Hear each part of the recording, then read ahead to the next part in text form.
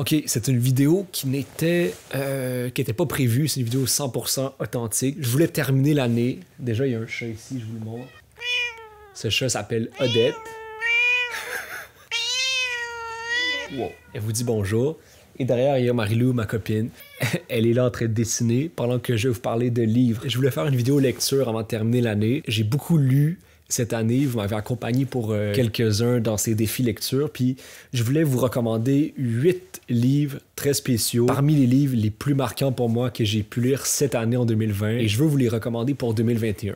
Donc si vous n'avez pas encore lu ces livres, ben, je vous les conseille parce que c'est des livres qui m'ont, à leur manière, extraordinairement marqué, qui m'ont fait avancer, qui m'ont fait rêver, apprendre beaucoup cette année. J'ai séparé les livres en 4 catégories et dans chacune catégorie, je vais vous dire 2 livres qui se complètent selon moi très bien. Juste avant de commencer, je pense que c'est important de dire une chose. Quand on recommande des livres sur Internet, sur YouTube, ou peu importe sur des réseaux sociaux, je pense que c'est important de dire qu'on recommande aussi une vision du monde. Donc, c'est important de recommander des livres qui se complètent, qui n'ont pas toutes les mêmes opinions, la même vision politique, la même vision du monde, qui ont des voix qui se répondent et qui se complètent. Et c'est ce que j'essaie de faire. Les 8 livres que je vais vous présenter se complètent, je crois, très bien. J'essaie de pas m'ancrer dans une seule idéologie, une seule vision du monde.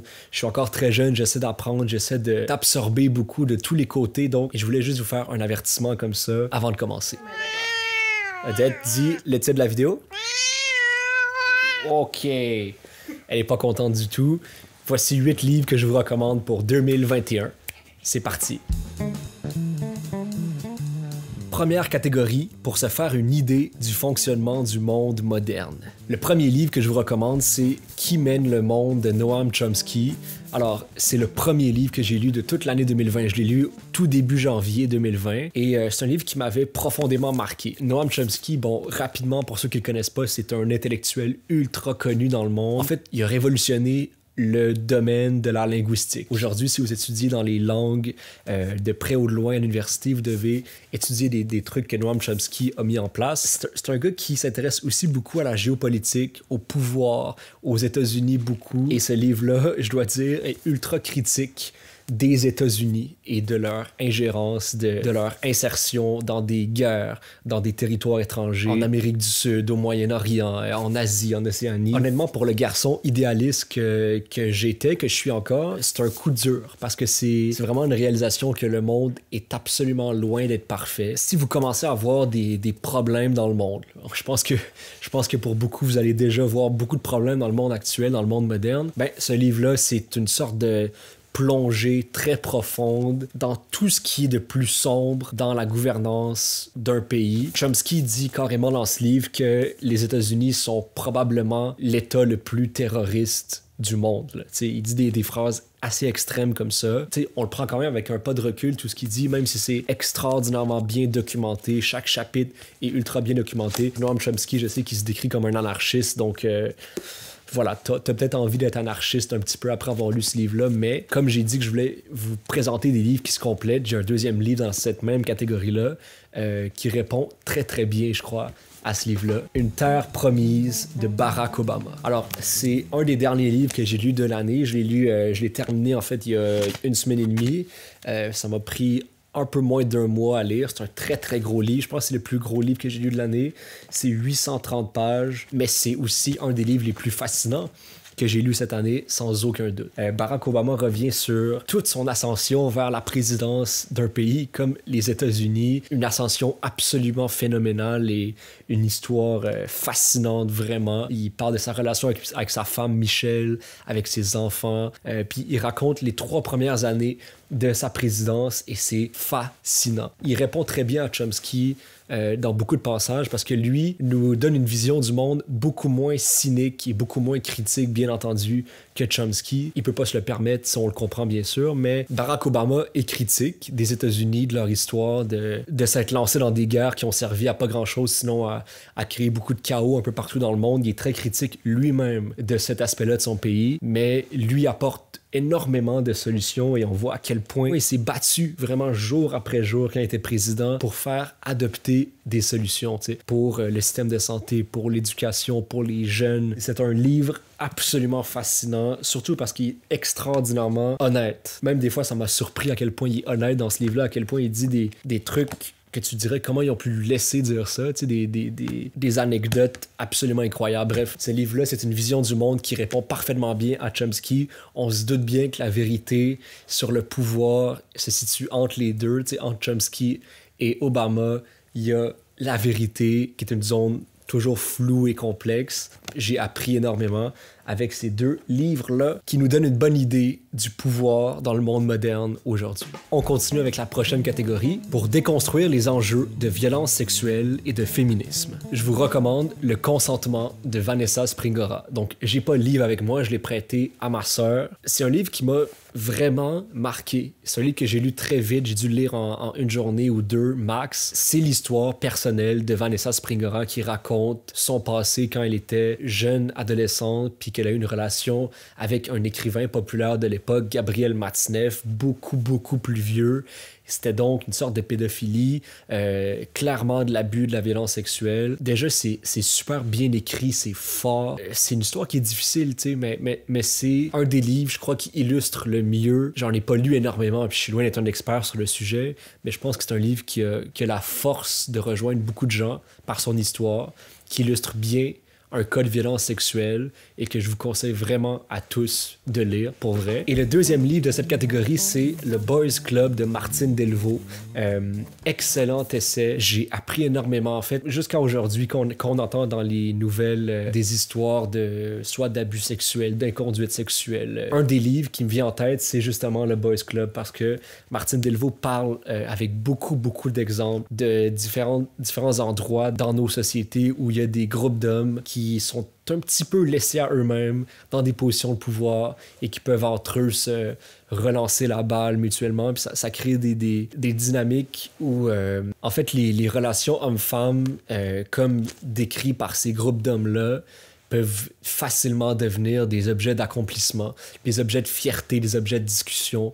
Puis ça crée une culture. Puis après ça, cette culture-là, elle crée des abus. Donc, pour ces exemples qui nous proviennent de la base là, de ces boys clubs-là, je crois qu'il faut lire ce livre-là qui est très intelligent et qui est, encore une fois, très bien documenté. Donc, que je vous conseille. Et ça conclut donc la catégorie très importante du féminisme et des violences sexuelles. Prochaine catégorie. Pour voir comment les êtres humains ont construit des labyrinthes moraux et institutionnels. Bon, c'est un gros nom de catégorie, mais c'est parce que c'est assez complexe comme domaine, mais je pense qu'il y a quand même un lien entre les prochains livres que je vais vous présenter. Donc, c'est parti. Je vous recommande La généalogie de la morale de Nietzsche. Alors, premièrement, il faut parler de Nietzsche plus généralement. C'est un philosophe que j'ai découvert cette année aussi. J'en ai pas parlé sur ma chaîne parce que j'ai commencé à lire.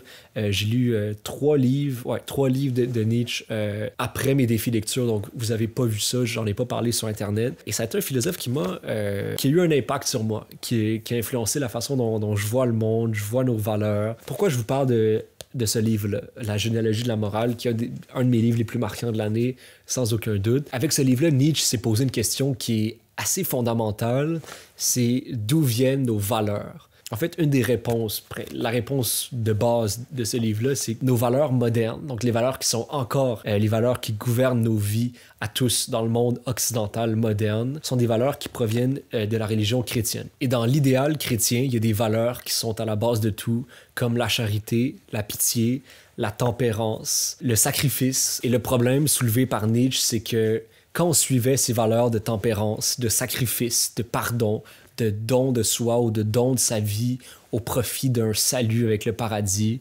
Quand on suivait ces valeurs-là, justement, il y avait un salut. On croyait à une forme de salut, de rachat par Dieu à la fin d'une vie. Et ça nous permettait d'avoir un sens à notre vie, une direction et surtout un sens à ces souffrances-là, à cette souffrance de la mauvaise conscience durant une vie qui va nous amener à une bonne conscience, un salut à la fin de la vie. Or, le problème, c'est qu'avec la modernité, on a tué Dieu, selon Nietzsche, où on a cessé pour beaucoup de gens d'adhérer à ces religions-là, comme la religion chrétienne, mais on est condamné encore à suivre ces valeurs-là que la religion a définies comme étant les valeurs du bien. On suit encore inconsciemment ces valeurs-là, tout en ayant abandonné le sens promis par la religion. Donc, il se crée la plus grande souffrance, qui est un non-sens, qui est, selon Nietzsche, la plus grande tragédie de la modernité. Voilà, donc j'espère avoir été clair quand même là-dessus. C'est une généalogie, il revient sur l'histoire de la morale et des valeurs. Et Nietzsche a beaucoup d'autres idées, beaucoup d'autres livres qui sont vraiment intéressants. Ensuite, je vous recommande Le procès de Kafka. J'aime beaucoup, beaucoup Kafka. Je trouve que ses histoires sont extraordinaires, absurdes, mettent en lumière toutes les plus grandes absurdités du monde moderne, tout en étant profonde et drôle. Le procès, c'est en quelque sorte une satire du système de justice porté à son abus le plus profond, c'est-à-dire de prendre un innocent, le traduire en justice pour finalement le condamner, alors que tout ce temps-là, l'innocent savait pas du tout pourquoi il était amené en cour, pourquoi il était amené en justice. Puis c'est le génie de Kafka, c'est que c'est une illustration extraordinairement drôle et intelligente des abus de nos institutions qui sont supposées représenter le bien absolu,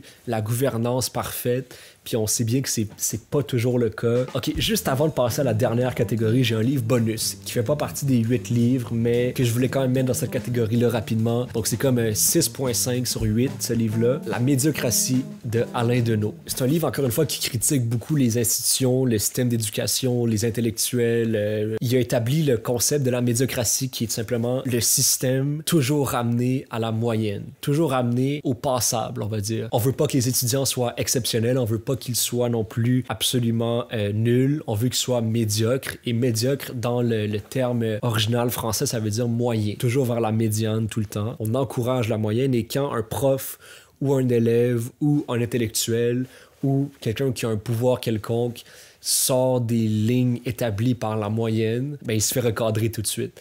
Et c'est fascinant comme livre. Vraiment, je vous le conseille. C'est un petit livre bonus. Dernière catégorie. Pour lire des chefs-d'œuvre qui parlent d'humanité, je vous recommande La peste d'Albert Camus, qui est un livre absolument pertinent aujourd'hui en 2020. Il y a une pandémie. Déjà, même s'il n'y avait pas une pandémie, ce livre-là est un chef-d'œuvre.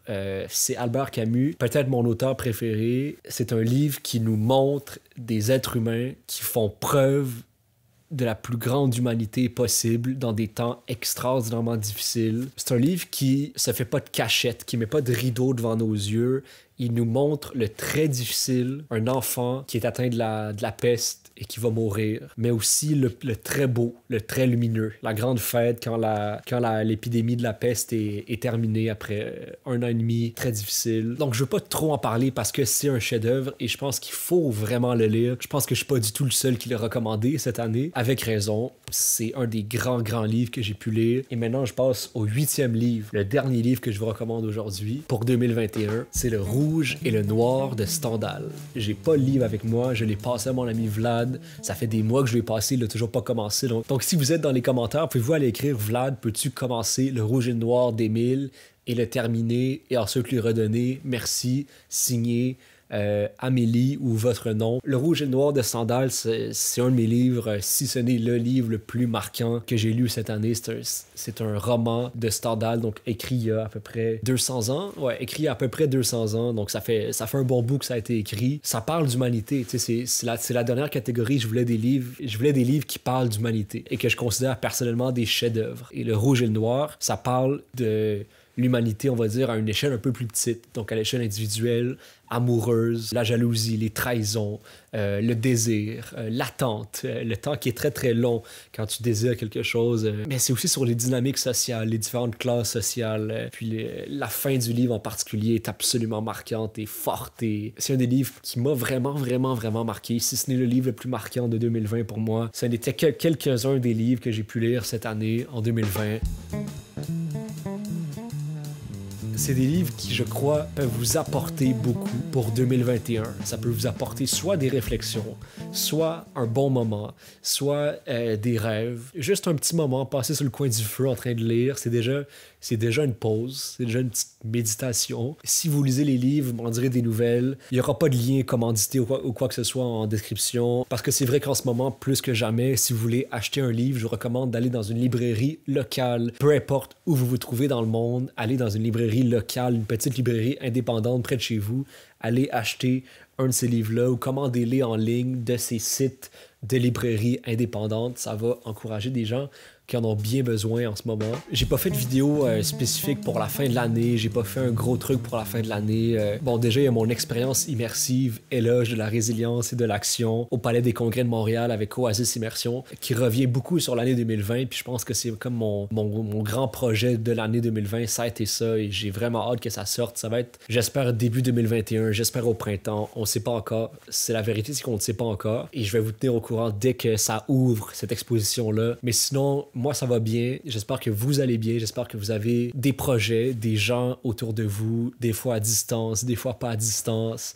J'espère que vous avez des bons livres, des bons films, des bonnes séries. Profitez aussi des vacances, reposez-vous. On se retrouve très bientôt. Salut et joyeux Noël et bonne année. Adèle vous souhaite joyeuse année.